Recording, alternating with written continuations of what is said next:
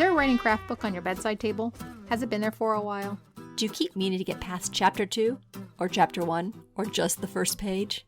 Then the Words to Write By podcast is for you. Hi, I'm Renee. I teach composition and creative writing to college students. My background is in poetry, but I'm working on my memoir. And I'm Kim. I'm trained as a science journalist, but now I'm trying my hand at short fiction. Each week we'll be tackling a chapter of some well-known, but perhaps not so well-read writing craft book. Together, we'll uncover brilliant insights, face the hard truths, and totally disagree when the author is wrong. This is our podcast, after all. And then we're going to take what we learn and apply it to our own writing by doing the book's suggested exercises. We're inviting you to read along, or just tune in for the Cliff Notes version. We're committed to improving our own craft, one writing advice book at a time, and we'd love for you to join us.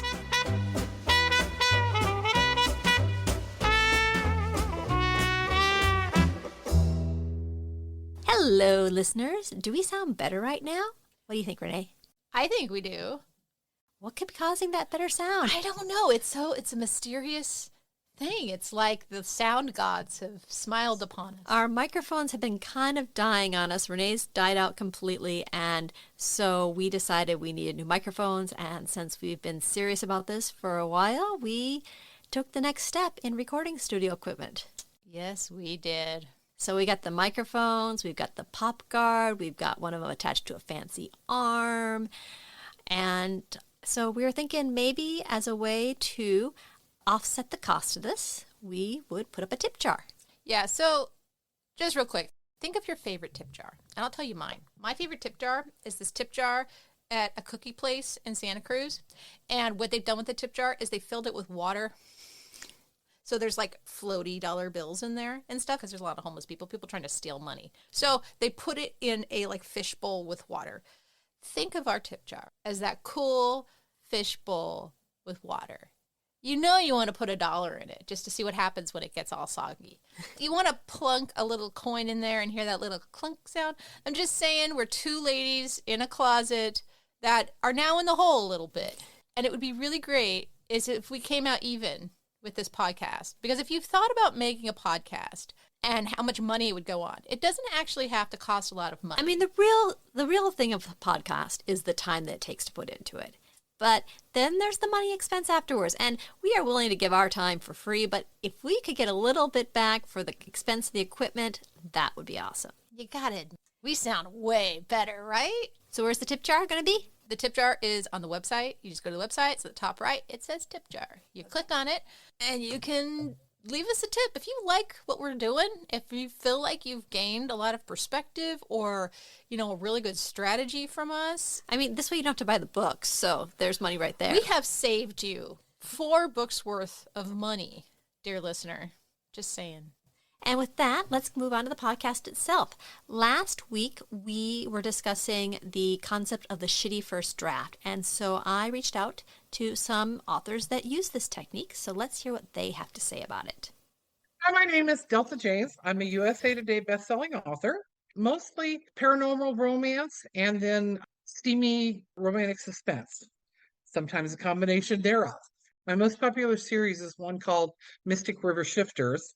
And the third book in that series, Reckless Mate, just came out this past weekend. So you have over 100 books published? Not quite 100. My 100th book will be published May the 19th. You must write fast then. I do. I write very fast and I'm very prolific and have a lot of fun doing what I do. But you also said that you edit as you go along. So you don't write a single first draft, but you are changing as you go along.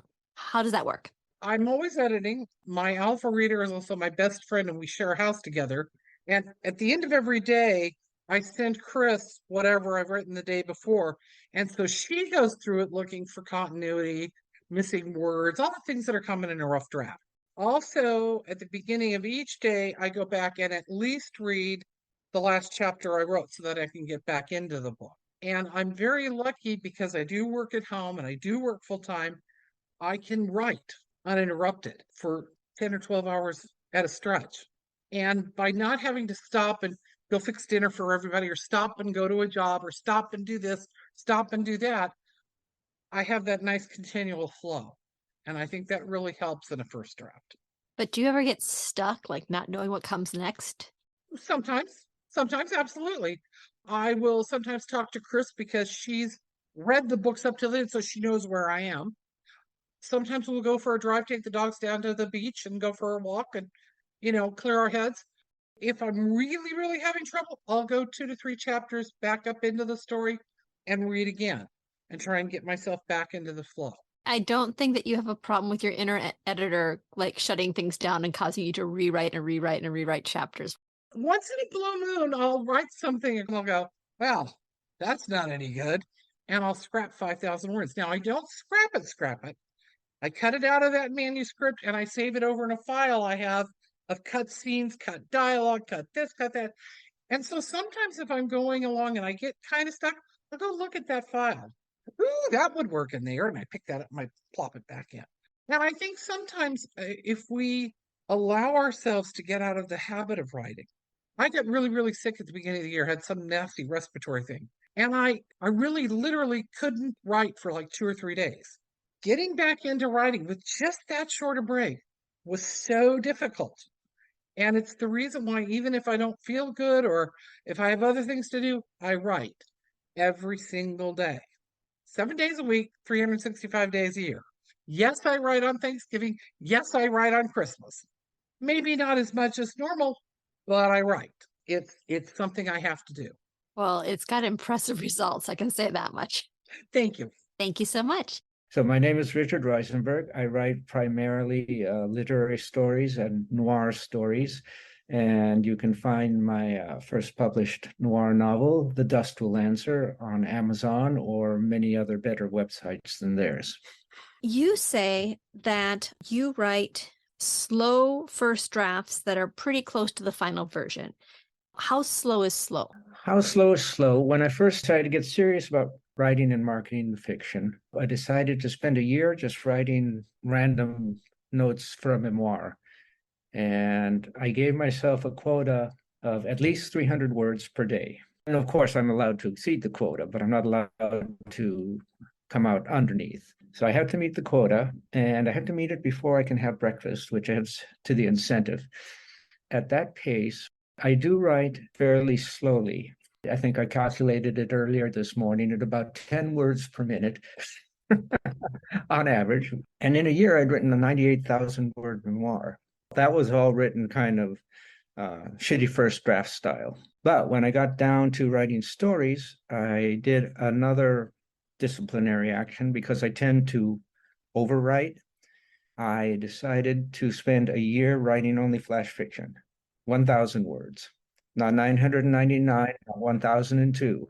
And I did that and started getting published all over the place. Flash fiction is easier to place, of course, but I did it as a disciplinary measure. Again, still writing at the 300 words minimum per morning quota, 5 to 6 mornings a week. I said, I'll treat it like a job, although not a job that takes all day.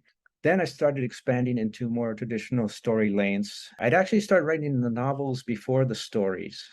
And I did that the same way, 300 words per day minimum, but written slowly so I wouldn't have to do too much editing and revision.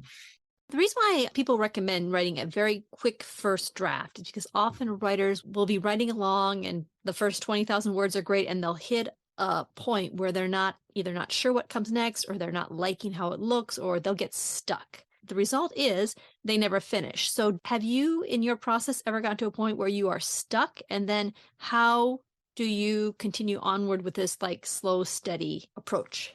It doesn't happen to me very often because I work from the personalities of the characters in the story.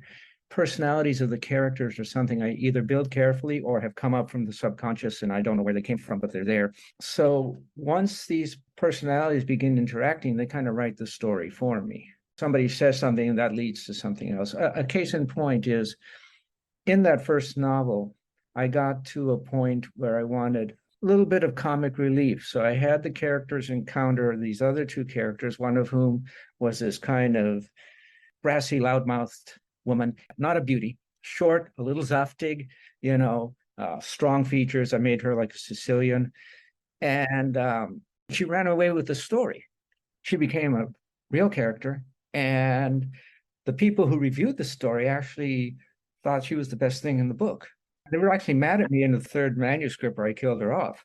So what you're saying is that when you're writing and you get stuck, you are able to just let the characters just go along and you just kind of follow them. So even though you're writing slowly, your internal editor doesn't kick on and stop the story. You just kind of figure out another way around it.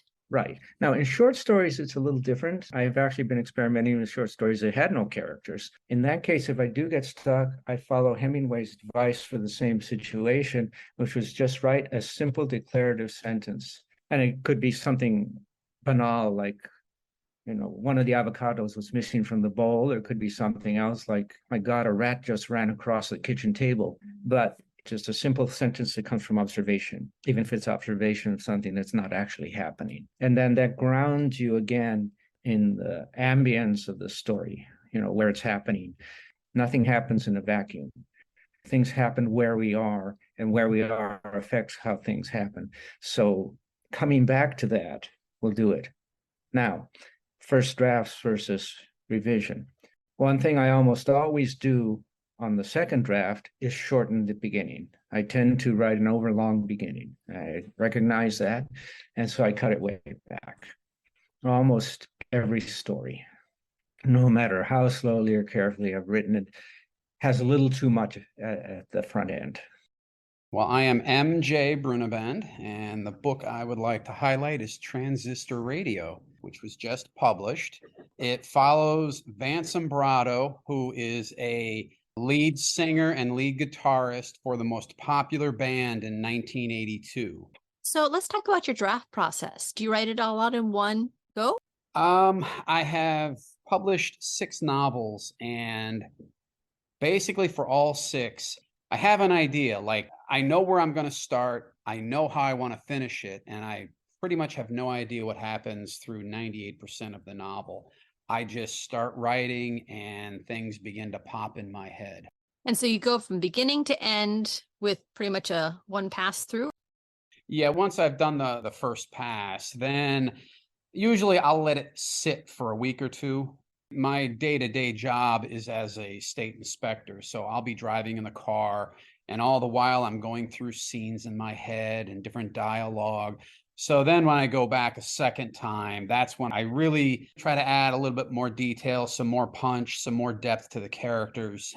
And then on my third pass is where I'll correct the fact that I've used the same word twice in one paragraph. I really do the fine tuning. Would you want to show people that first draft when you get it done? I think with one novel that I did, yes, because it just flowed out of me. And that was Transistor Radio, because I've had 5 other novels to cut my teeth on. What made it so that you had a much more solid draft when you got done writing it as opposed to the earlier ones? I think it was because before I started writing, I had gone through it in my head so many times that in my head, I had pretty much gone through the first and second drafts. Because I don't know how other writers are, but my imagination seems to enjoy tormenting me. I'll have one novel that I'm currently writing. I'll have a second one in my head that's 2/3 completed. Then I'll think of 2 other ones. So it's hard for me to stay focused on the one. I think that's why, Transistor Radio was easier to write, is because when I was writing my last novel, Bright Future, it took so much time that I was able to really firm up most of the story in my head and get it to the point of where it was a very good first draft. So in that case, it wasn't like you had to discover 98% of the book while you were writing it. You actually knew like 66%. Correct. And the funny thing is now, normally I abhor sequels, with the exception of, The Godfather. But while I'm driving, I thought of the one salient point that my editor had on the novel, which was the father of the main character becomes an alcoholic and he basically fades away. And my editor said, look, what happens to the father? Of course, my imagination grabbed onto that and said, hey, wait a minute. We could do a really good follow-up, have the father come back. He's cleaned himself up. Now he wants to be a part of his life. And now, for the first time in my life, I've written down a complete skeleton, because I had so many ideas for so many character arcs and plot points that it was like a massive soup. And I had to go, okay, wait a minute. I got to sort this out. It sounds like your writing process is evolving with each new book that you do. Exactly. And because, transistor radio, and it sounds arrogant of me, but because it's such a great story, I need any follow-up to be perfect and to not pander to the first one. It's the same characters 9 years later. And there's so much drama woven in between that time. And being reunited with his father is not going to be easy. And there will be other aspects that will make this so much more detailed. Thank you so much. This was great. Really appreciate you taking the time. Sure. A big thanks to Delta, Rick, and Matt for a look into their writing process. You can find links to their books in our show notes on the Words to Write By website. So you've committed to Anne Lamott's daily writing practice. How do you turn those word scribbles into profound, meaningful insights? In this episode, we cover our chapters School Lunches and Polaroids, which, trust us, are about the transformative process. Then it's on to the chapter called Character, where we talk about giving people in your book their own emotional acre. Okay, School Lunches. School lunches. What is School Lunches doing in a writing advice book? Yeah, right? So, School Lunches, this chapter, what she does here is she illustrates what that short assignment might look like, which was a few chapters ago. There's a chapter called Short Assignments. This is kind of what it looks like. Or also like the idea of writing every day and just writing a bunch of stuff and coming back. What I like about this is that often people say, well, do this technique, but then they don't kind of show you how they take that technique and use it. And this is showing how she finds the gems in all that writing she does. Yes. What she's also doing is she gives people a prompt on like to write about a school lunch. But what it really does is it's getting people to write specifically and to mine your memory from specific details. Because one of the biggest advice you'll get is to show, not tell. It's very nebulous. It doesn't make a lot of sense. And instead of saying that, she just illustrates it with this chapter. What she says is, I think this will show how taking short assignments and then producing really shitty first drafts of these assignments can yield a bounty of detailed memory, raw material, and strange characters lurking in the shadows. So the act of writing is the act of discovery. You figure things out through the writing. You discover things through the writing, right? But you do so from a detailed, specific lens. And for her, she just picked something rando, like a school lunch. And she has several writings on a school lunch. And first of all, they're lovely writings. They're just personable and like the line of, here is the main thing I know about public school lunches. It only looked like a bunch of kids eating lunch. It was really about opening our insides in front of everyone. And so we're moving right from peanut butter sandwich and whether or not you bought your milk at school or not to like in-depth character, detail mining of childhood and various experiences. Yeah, you're just playing around, trying to figure out what's in there. Or you're not even trying to figure out what's in there. You're just saying what's in there, and what is usable will come at you later. You can't think your way out of this book. You Right. have to write it out and then mine for stuff. And I don't think you should pick an item like, your first day of school and already know what the metaphor you're going to have is. You're not coming and saying, oh, I'm going to find this deep insight in this one activity I did. That's going to cause you to clench up and not write. Instead, you just start with the activity, you start with the memory, and you just push. For example, she typed up her free writes and put them in the book, which I totally appreciate. She gave examples. And then after about 3 sections of free writing, she mentions a boy, which had nothing really to do with school lunches, but all of the talking about school lunches led her to this character. She writes, the boy against the fence appeared out of nowhere. I had no idea when I started writing that he was in my memory. To me, he is the most important thing that came out of this exercise. Tomorrow, when I sit down to work on my novel, he will be someone who matters to me. So that's pretty awesome. I thought this was very similar to Ray Bradbury's list, which, if you go back, season 1, episode 9, Writing with Gusto. And in this, Ray Bradbury talks about how he would just free associate a whole bunch of nouns. And then he looked at each of those nouns, and then he took the nouns and he started writing until he found out what that noun meant to him. Mm-hmm. and he got his stories from that. I think they're both coming from the same place. Yeah, these process books are really like digging into that like subconscious, writing out the subconscious to get to the good stuff. So she picks I'm going to just start free writing and have something come out. Ray Bradbury basically gave himself a weird prompt. He wrote about it until something came out that was personable to him. Do you think authors have spent more time just free writing than actually like writing a novel? That is a good question. I should ask that in one of the interview questions. Yeah. I mean, like the amount of hours spent just barfing on paper. Number of trees taken down by the literary community. Trees. To kind of wrap this up, she kind of says, there's no way to tell until you've got it all down. And then there might be just one sentence or one character or one theme that you end up using. But you get it all down, you just write. Yeah, and so her next chapter then is called Polaroids. For our listeners that are either under the age of 30 or are not hipsters that have rediscovered this technology, what is a Polaroid, Renee? So Polaroid was this fun device. You took a picture and it printed the picture right in front of you. But the cool thing was it didn't come out right away. It had to develop. You know, it had that iconic look with the big white strip on the bottom and then the tiny white border around the picture. And then you would do this thing where you would like flip it back and forth to get the air into it. I actually don't know the science. And then it would slowly appear so you could watch yourself or the picture just slowly come alive right in front of you. It was like magic. And like often the light stuff would come up first and the dark stuff. And so she uses this metaphor to describe how she takes that thing that's meaningful, that single sentence about the boy, and then brings out all the other stuff. So the first chapter was about just mining your subconscious. And this next part is where you actually have what you want, but how do you get deep into it? And she says, writing a first draft is very much like watching a Polaroid develop. You can't. And in fact, you're not supposed to know exactly what the picture is going to look like. And I wonder why we're not supposed to.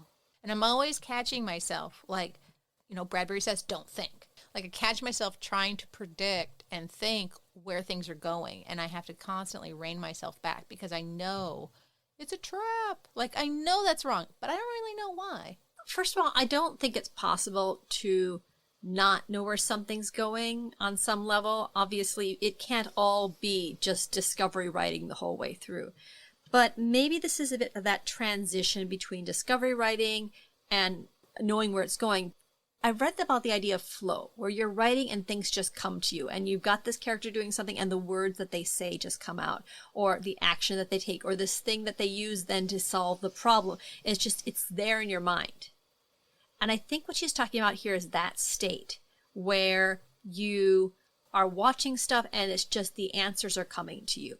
Like just the right perfect insight or sentence or event comes into your writing and you just write it down.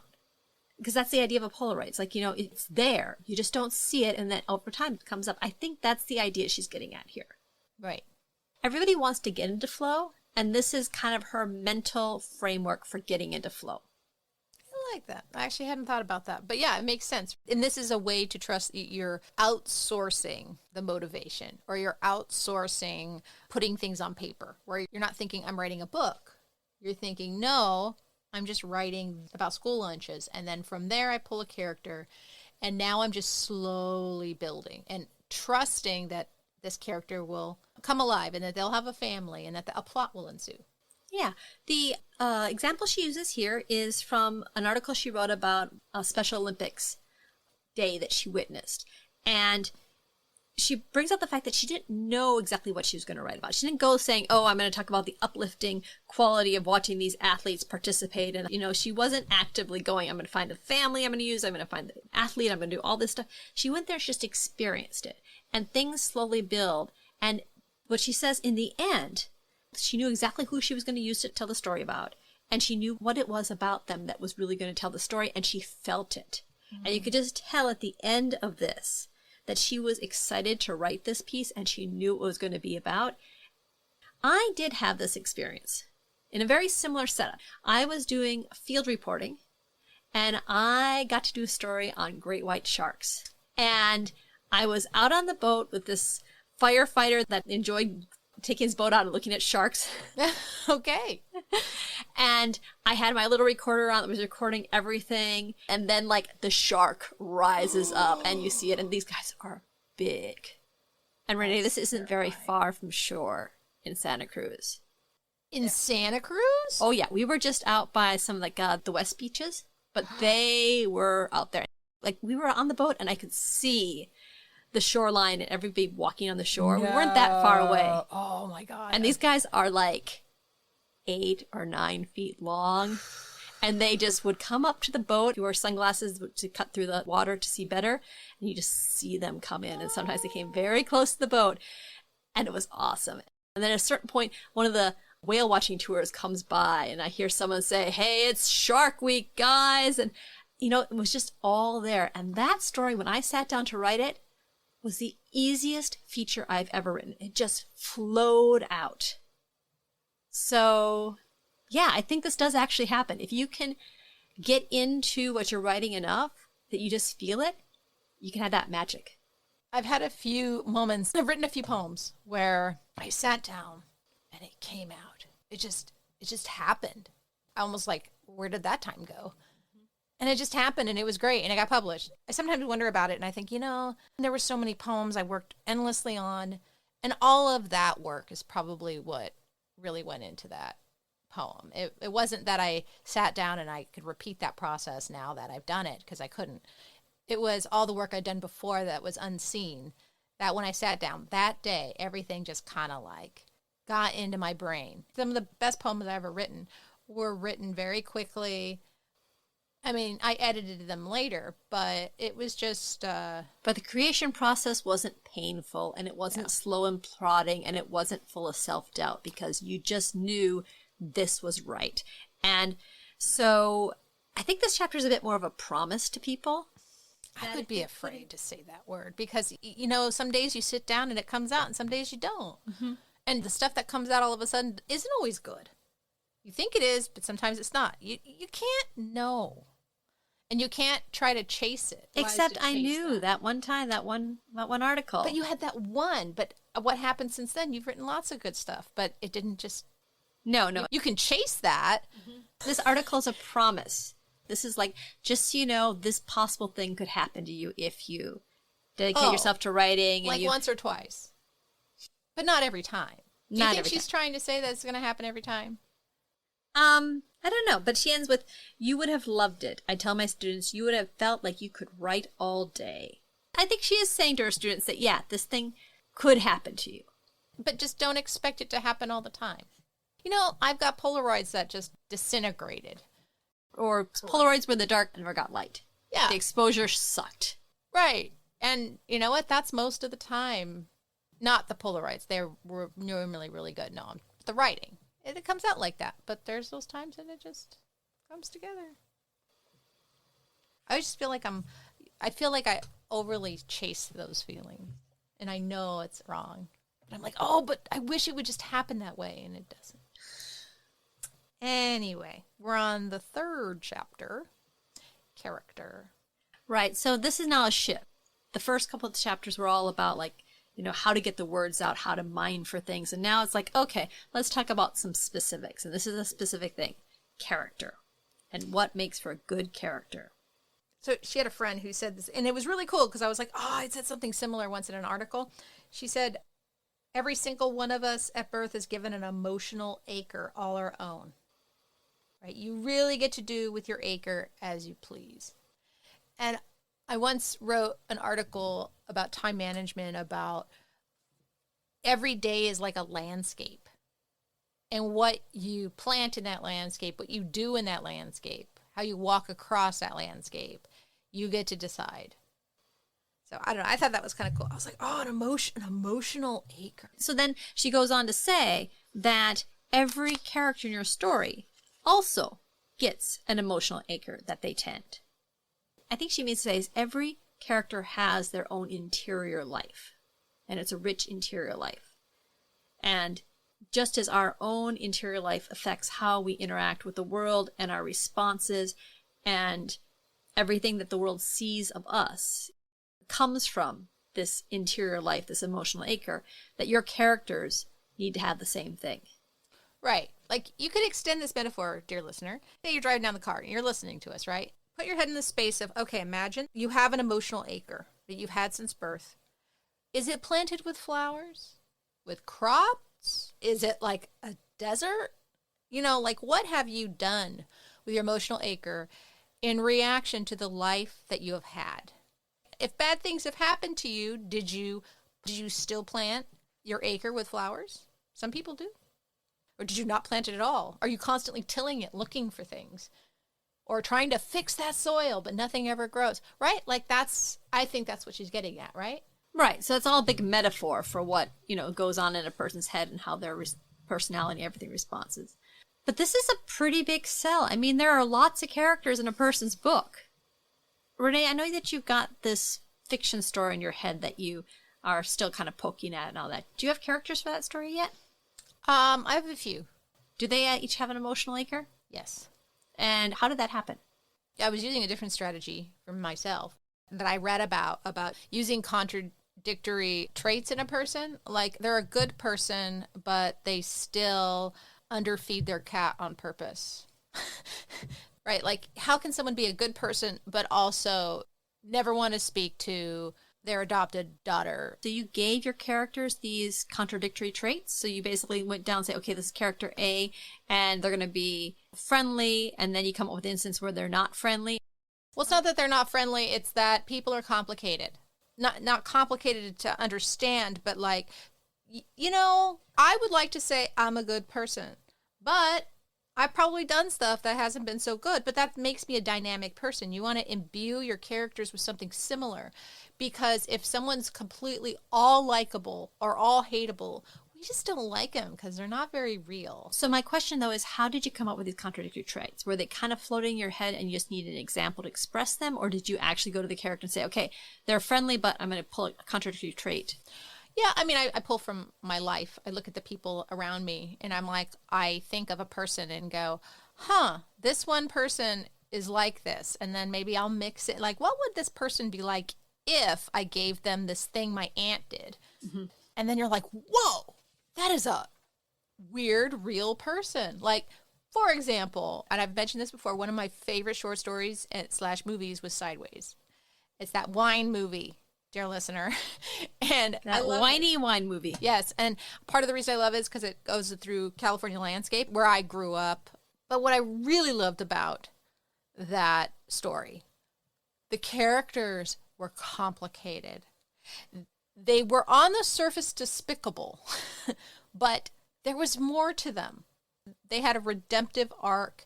Is that a word, redemptive? Mm-hmm. And it was so good. Like, there's this guy and you feel bad for him because you want him to find love and get out of the rut in his life. But then he goes into his mother's drawer and steals money. He goes to visit his mother to steal cash so he can buy wine for his friend. You're like, what the hell? So that's really a contradictory trait there, isn't it? It is. It's like, how can you like a person that does that? That's what I find wonderful about a story is you can do that, but it takes, like, you need to be clever about it. Anyway, that's what I thought of when I was reading this. I'm like, yeah, I think a character that has had a horrible life and people were horrible to them and they still planted their acre with flowers, or people who've had nothing but awesome things happen to them and their acre is a desert. I want to read that story. So that kind of goes to the next thing she was talking about. Like, I wrote down all the things that she suggested that you should do for characters, and some felt a little bit contradictory. But did you bullet point Anne Lamott? Yeah, it wasn't easy. You bicamized Miss Lamott. It's note taking. You don't have any notes for this. I'm really impressed. Like before, you had like pages on your computer. I had to write snark notes. I was writing really, really detailed chapter notes. And so I did it like a grad student. And now that I'm just investing in the show notes, I don't have to do that as much. I see. Well, anyway, I still have notes. But she talks about how your characters are aspects of you, the good parts and the bad parts. Are your characters aspects of you, Renee? Oh, yeah, definitely. Like she said in a few chapters ago, if you put your neuroses on the page, if you give your character your neuroses, you know it better than anybody else. You can make it very real. It's like this special resource you have. It's like you've been doing a case study on this individual their entire life, and you can access all this stuff for your character. You have a PhD in you. Now, the next thing she says is that you need to let bad things happen to your characters. Right. And if you take these two parts together, you basically have to have a part of yourself on the page and you let something bad happen to them. And I think one of the neat strengths about approaching this is that you can find something bad that would really hurt you personally. Because often the bad things that happen, like you have your character's parents die, it is a bad thing. And yet it's also a very, very generic bad things happen. And I've seen it happen to so many characters for so long. It's like the Disney story. Of course the kid's an orphan. You have to be an orphan to start off. And the mother dies. Well, you know the reason for that, right? The mother's the person that's looking after the kid. So you're God. Oh. You can count on the father to be irresponsible and let the kid get away with whatever. But, you know, if mom's around, she's going to keep that kid safe. So you got to get rid of her. Oh, God. Wow, that's just kind of, wow. I just assumed the mother would be the one. I think one thing I find when I'm maybe in a critique group or whatever and someone has a story and they have the bad thing that happens is I've seen that bad thing happen so much that it doesn't actually touch me. It doesn't resonate with me when I'm reading the story. It's like, oh, yes, of course you killed off this person. Oh, yes, you know, of course they had this bad thing happen. Part of it's also that often these bad things, like the dead mother, are jumping off parts for the story. It's like you have to have something bad happen in order to push the story forward. So it's almost like a requirement. And if something's a requirement, it just doesn't hit me as hard. That would be a trope, right? If you're using a trope to make a bad thing happen to a character, because only trouble is interesting, right? Then if you pick something very obvious, we've been inundated with the dead mother in Disney, like, or another one using rape as a plot device. Like, it's old. Please stop doing it. You got to be more clever and you got to think of something else.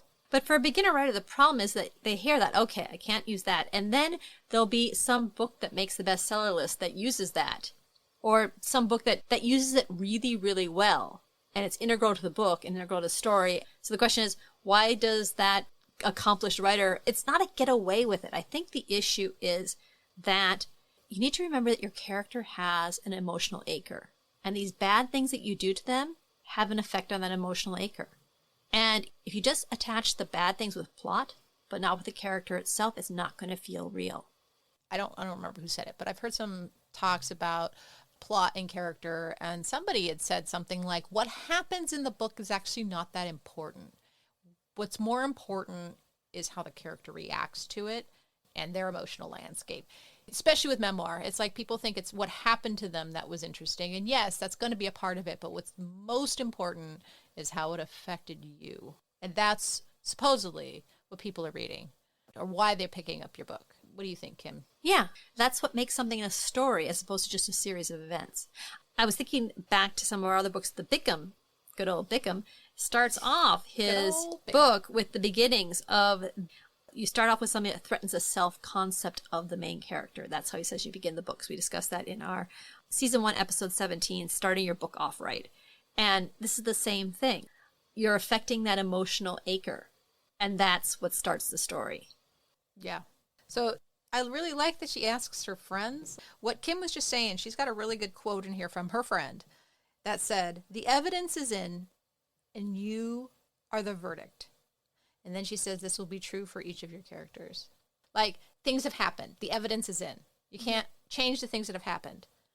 But what's the verdict? Right. That's the story. So there's another one that she brings in.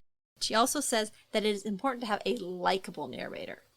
And you covered a little bit this with your idea of your sideways thing, but is it required to have a likable narrator? Well, so here's the thing. The main character is not necessarily the narrator, right? Or is she saying like first person point of view? Let's see here. She says, so she asked a friend of hers, what was the most valuable thing he knew about writing? And without hesitation, he said, nothing is as important as a likable narrator. Nothing holds a story together better. So, a likable narrator. Likable narrator. He didn't say a likable main character. Right. But, I mean, unless you're going to something like Bronte or whatever, the narrator is often Okay. the main character, So we'll just right? use narrator / main character. We're talking about the same Yeah, thing. the person Okay. whose head you live in when you're reading the story. Okay. So she says, having a likable narrator is like having a great friend whose company you love, whose mind you love to pick, whose running commentary totally holds your attention, who makes you laugh out loud, whose lines you always want to steal. And I want to add, it's also a lot more fun to write a character like this. I would agree. But on the other hand, I mean, there's a whole bunch of grim, dark narrators and stuff. Where do you fall on this? Well, I'll bring up another nice quote from Lamott about this. She says, a person's faults are largely what make him or her likable. And if we need to connect with our protagonists emotionally for us to care about their journey, think about the faults. That's what I think is dragging me into the story, like with Sideways. That guy is full of faults, but they're practically hilarious. I mean, there's a scene where he's going down the hill drinking the spit wine. Like, oh my God, what a pathetic guy. But yet I still really like that character. You know, the beautiful thing about characters in books is that you can put them down and walk away. It's not something you can do with family members. No. But sometimes people will just put down a book and not pick it up because they don't like the narrator. Oh, that's true. Yeah. I've had, actually just recently, I've abandoned 2 books because I'm like, nah, I'm good.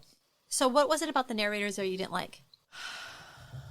I think maybe it was just the writing, but also the narrator was just like a cardboard box. They just really had no personality at all. And I'm like, okay. So they weren't a person you'd want to spend time with. No, I don't want to spend time with that person. They weren't real. They seemed like a cardboard box. It was just like, I don't want to spend time with a cardboard box. Mm-hmm. I want to spend time with someone a little bit more dynamic, a little bit more interesting. And again, like they say, only trouble is interesting. But there is a tipping point where they become so messed up that they're not going to be likable anymore. And the thing with Sideways, what I thought was so artful was that it really, that balance. He was teetering back and forth on likable, not likable. And it kept it going. The other thing, too, is sometimes you just want to read to find out what the heck would happen to a person like this. The thing about likable is, I mean, sometimes it means entertaining or you want to spend time with them, but sometimes it's likable enough in that you're interested in them. And if you're given somebody that has these particular flaws and has these propensities to do these things, you just want to watch and see what happens to a person like that. How are they affected? Well, I'm actually curious, Kim. Has there been a book that you were reading that you were like, I don't like this narrator, and then you put it down because they weren't likable enough? I actually read a book all the way through that I didn't like the narrator of. Was it assigned? Is that why you had to No. finish it? I was in a period of my time where I was like determined to read books all the way through to see if they were worth anything or not. And this book was intentionally written to have a narrator that was unreliable, which is a whole different thing, but he was just very self-centered. He was good looking and wealthy enough and witty enough that all things in his life were going just fine until he was attacked and he had brain damage, so he couldn't put the words together very well. No, this is by Tara French. Okay. So the interesting thing about this book was that he comes off as a likable character at the beginning because, everything's good for him and there's this and that. And, he's a little bit, like the Sideways characters. Like there's some qualities that aren't that great, but, he's likable. He's got a girlfriend that loves him a lot, that kind of thing. And it's all kind of cool. And then he gets this brain damage. But the thing is that he still sees everything. But the thing I found that was issue with that book was that at times it was kind of hard for me to realize that his presentation to everybody had changed. Then like more things come up and eventually he's framed for a murder he didn't commit. But she wanted to tell a story about this kind of individual who wasn't likable, and you didn't quite realize he was likable until further and further in, and then you really kind of started to see the real him, and it just, I kept reading it, but I liked him less and less and less, and in that kind of toxic friendship kind of way, it's like you just kind of want to let him go. Yeah, if you make a narrator that's like a toxic friend, I'm going to put that book down. I've had too many of those in my life. I mean, it was an interesting concept the writer had, and I can see kind of why she wanted to explore it. But I would say that was a book that, if I hadn't been determined to finish it, I would have put it down. It was like you wanted to wash your hands after it. Well, so I had a similar experience I think a lot of people have had with Lolita. It is written so well. Oh, my God. That's what gets you, is the writing is done so well. and the voice is so strong in it. And I couldn't get past chapter 4. It's just that's when it started getting into this stuff. And I'm like, no, I can't. And I didn't want to get into that guy's brain. Like, some people have done things that are so bad, they can't be likable enough at that point. And I just didn't want it in my head, I guess. So I had to stop reading. I wanted to desperately keep reading. Because you were enjoying the voice and the writing. Oh my God. And it was just so good. And I was like, but I was like, this is going to be in my head and I won't ever be able to get it out of my head. It is an incredibly dark story. Like, when you get to the end of that book and he gives you the punch at the end, I guess we are covering unreliable narrators. Yeah. But we were thinking about, since there's so much stuff here on character, that we would possibly move it over to the bonus podcast, because this is really interesting stuff and there's some other ideas too. So I think we'll table the unreliable narrator and just go to the thing I noticed at the end of this chapter on characters. And she says, just don't pretend you know more about your characters than they do, because you don't. Stay open, listen to them. It's tea time and all the dolls are at the table. Listen, it's that simple. And this chapter isn't that simple. This chapter is packed with stuff. And I would just like to say that this is a chapter probably that you could read 3 or 4 times through and pick up different stuff every time. This is the type of chapter you want to bullet point. There's even a detail in here where she's like, oh, you want to like really get to know your characters and figure out what's in their pockets and all this other stuff. Honestly, I was like, oh, that's a character questionnaire. You can download a really good one at the Gotham website. And I give it to my students. It's like this exhaustive questionnaire on who is your character. And it asks the weirdest stuff. Well, what's his political party? And, you know, what does your character like to eat for breakfast? You're like, what? But all of those details, they make a person, not just a cardboard cutout of a person. Yeah. So, like I said, I think this is actually one of those chapters where reading it and reading it carefully and just reading a paragraph and considering it would go a long way to understanding what she has to say about character. So here's the plan. We are going to do a bonus podcast releasing next week on our Patreon site. And you want to tell them about the Patreon site? So you head over to Patreon and go to the Abby the Fabulous tier, and you can listen to our conversation, continuing our conversation on the unreliable narrator.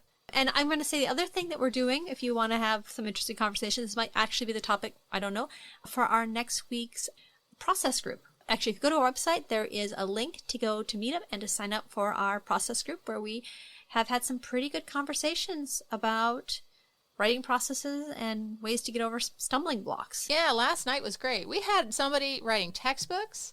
We had somebody writing a handbook. We had somebody writing a young adult novel. We had somebody writing screenplays. I mean, just, it was cool. But I loved how even the guy writing the textbook, we all had like advice for them, but also it was applicable to us in some ways too. I thought that was really neat. It was a good time. So that's another thing to check out. And also, if you are enjoying this podcast, we would love it if you would write us an Apple review. That would just be really special. So we'll read it on the air if it's nice. If it's nice. If it's nice. Okay. Anyway, until next time. Until bis morgen. Bis später. Cheers. Cheers. Words to Write By is produced by Renee Nelson and Kim Smiga-Otto. Our theme music is Roll Back the Carpet by Cool Cat Music. Have a great day.